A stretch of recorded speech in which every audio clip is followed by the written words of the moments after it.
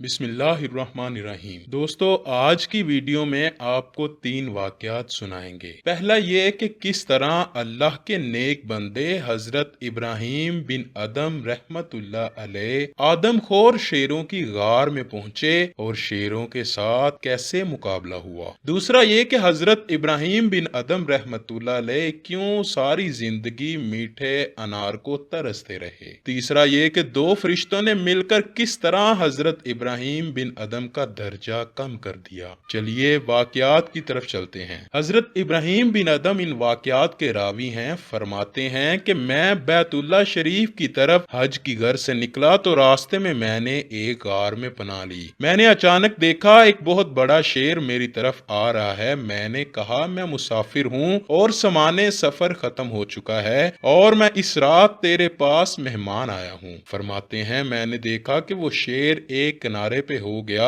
और फिर सो गया। मैंने सुबह तक कुरान मजीद की तिलावत में रात काटी। जब मैंने वापसी का इरादा किया तो शेर मुझसे कहने लगा, ए इब्राहिम तुम तअज्जुब ना करो, ये ना कहो कि मैं शेर के पास सोया था और उससे सलामत रहा। अल्लाह की कसम मैंने 3 दिन से कुछ नहीं खाया। अगर तुम मेरे मेहमान ना होते तो मैं तुमको जरूर खा जाता। बस मैंने अल्लाह का शुक्र अदा किया और वहां से चल दिया। हज करने के बाद अपनी इबादत गाह में लौटा तो मेरा नफ्स 20 बरस से मुझसे अनार की ख्वाहिश करता था और मैं उससे टाल मटोल करता रहा। एक रात ऐसी आई कि नफ्स कहने लगा, अब मैं इबादत में सुस्ती करूंगा जब तक अनार नहीं मिल जाता। इसके बाद मैंने कहा, जब मैं आबादी में दाखिल होऊंगा तो तेरी ख्वाहिश पूरी करूंगा। चनाचे मैदान की तरफ मैंने एक दरख्त देखा, उसकी तरफ गया। वो अनार का दरख्त था और उस पर बकसरत अनार थे। मैंने उससे एक अनार लिया लेकिन उसे तुर्श पाया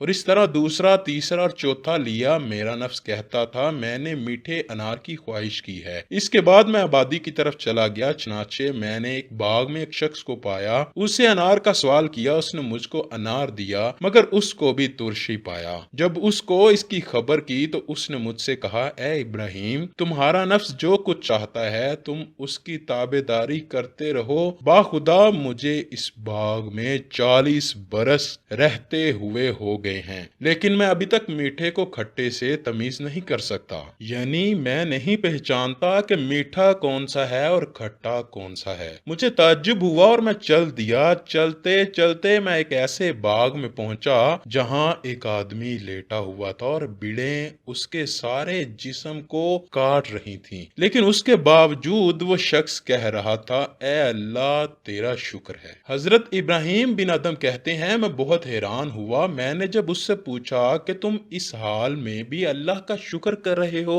वो कहने लगा, बीड़ों का डंक तुर्श अनारों से बहुत बेहतर है। वो कहने लगा, मेरा इम्तिहान तो कुछ नहीं, कुछ लोगों के लिए तो अल्लाह ने शीरीं चीजों को भी हमेशा के लिए तुर्श कर दिया है। ये सुनकर मैं बेहोश होकर गिर पड़ा। जब मुझे होश आया तो मैंने उस जवान से कहा, ए शख्स जब ये तेरा मुकाम इतना ऊंचा है तो अल्लाह ताला से क्यों नहीं कहता कि तुझे इन तकलीफों से आराम दे। उसके जवाब में वो शख्स कहने लगा, ए इब्राहिम अल्लाह ताला अपने बंदों में तसर्रुफ करता है। जो चाहता है हुक्म देता है और जो चाहता है उसके साथ करता है और देखता है कि किस कदर बंदे हैं जो उसकी आजमाइश पर साबिर और उसके हुक्म से राजी हैं। बाखुदा इब्राहिम अगर अल्लाह ताला मेरे उजू को काट डाले तो भी मैं उसकी निस्बत मोहब्बत ही को ज्यादा करूंगा। उसके बाद उसके हाल पर ताज्जुब करता हुआ उससे अलहदा हो गया। हजरत इब्राहीम बिन अदम रहमतुल्लाह अलैह से रिवायत है कि एक दिन मैं इबादत करते करते सो गया। ख्वाब में 2 फरिश्ते आए और आपस में गुफ्तगू करने लगे।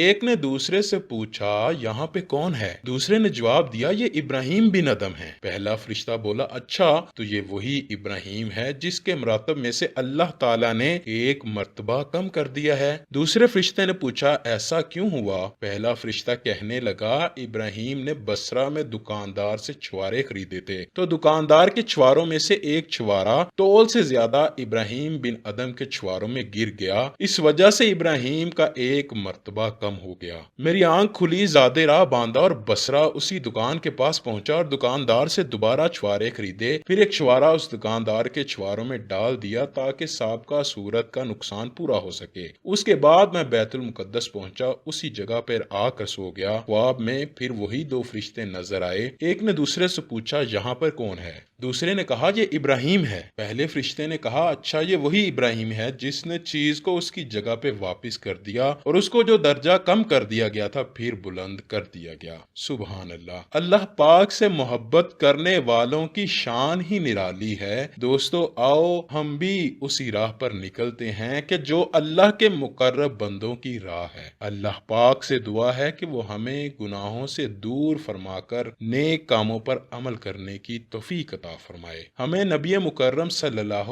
علیہ وآلہ وسلم اور ان کی آل پاک سے سچی و پکی محبت عطا فرمائے۔